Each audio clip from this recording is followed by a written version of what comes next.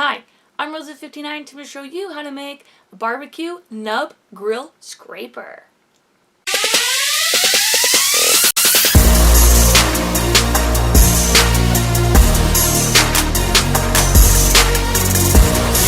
For this project, I am using 5 1/4 by 6 by 8 feet long cedar deck board.